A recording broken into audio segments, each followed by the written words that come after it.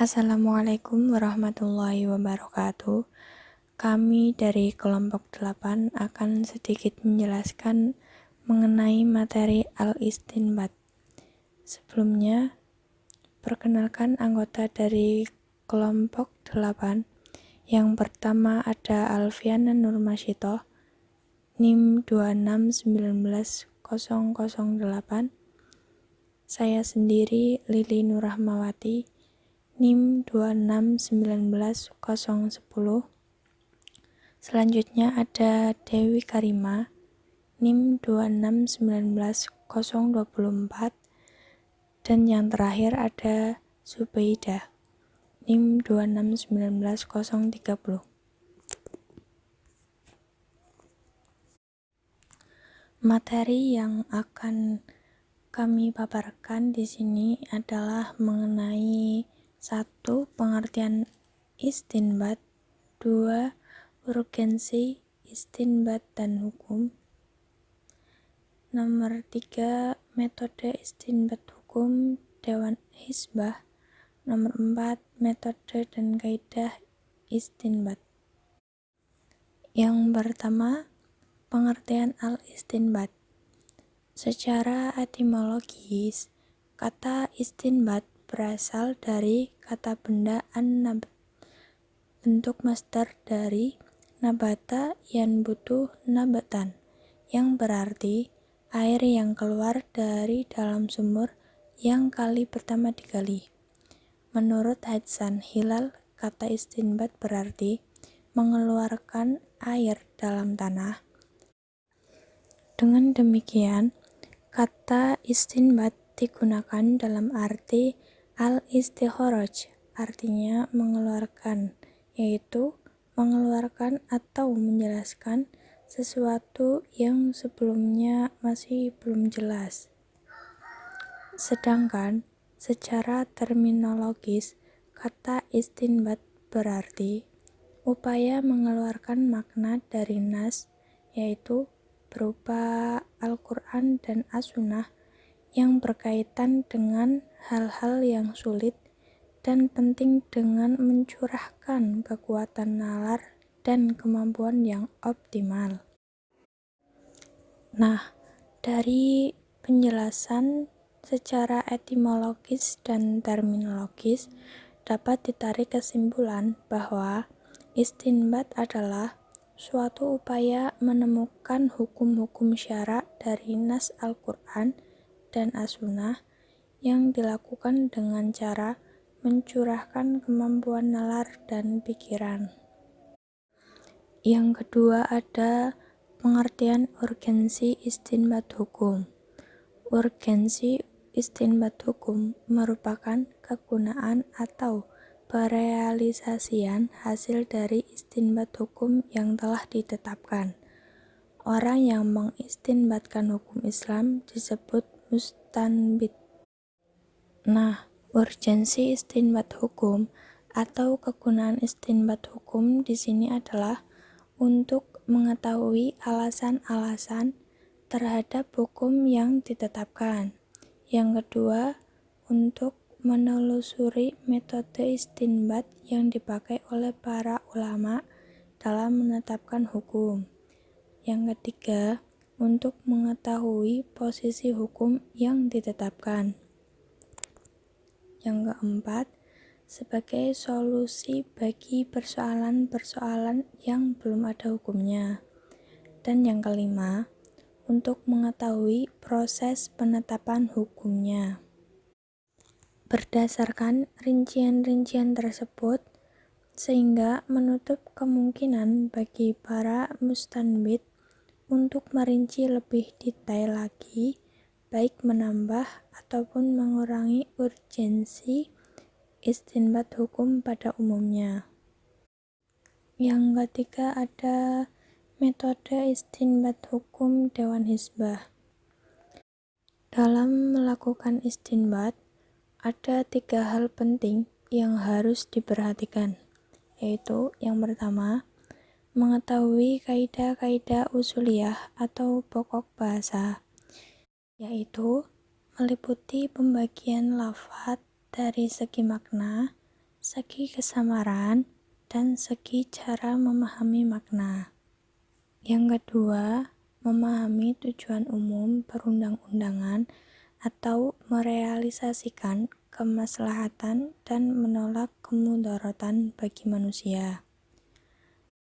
Yang ketiga, mengetahui cara menyelesaikan nas-nas yang tampak bertentangan.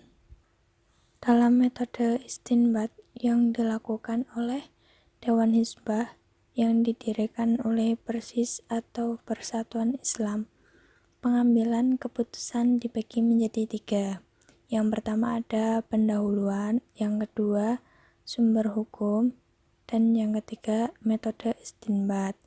Nah, metode istinbat itu sendiri yaitu kita harus mengetahui kaidah usuliyah atau pokok bahasa yang meliputi pembagian lafaz dari segi makna, dari segi kesamaran, dan segi cara memahami makna. Yang kedua ada cara-cara menyelesaikan nas yang nampaknya bertentangan. Lalu kita mengetahui sebab-sebab terjadinya perbedaan pendapat atau nas-nas yang nampak bertentangan. Setelah mengetahuinya, kita bisa menggunakan prinsip beristidlal dengan Al-Quran. Dan apabila di dalam Al-Quran tidak ditemukan hukumnya, maka kita menggunakan prinsip beristidlal dengan menggunakan hadis.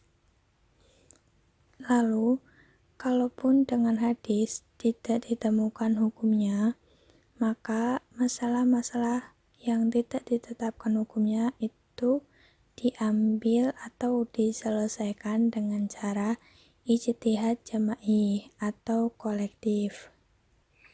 Adapun metode istinbat menurut Imam Abu Hanafi, yang kedua Imam Maliki, yang ketiga Imam Syafi'i, yang keempat Imam Ahmad bin Hambal. Menurut kalangan Hanafi, yaitu menggunakan Al-Quran, As-Sunnah, dan apabila kedua prinsip tersebut tidak ditemukan, maka menggunakan Al-Aqwal As-Sahabah, lalu istihsan, lalu qiyas, dan yang terakhir urf.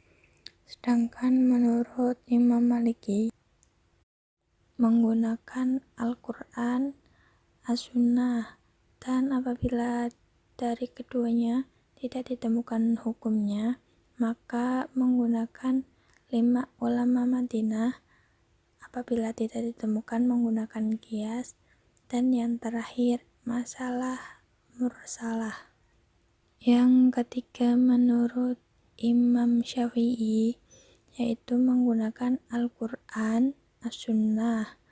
Apabila tidak ditemukan, maka menggunakan ijma. Yang keempat menggunakan qiyas, dan yang kelima menggunakan istishab.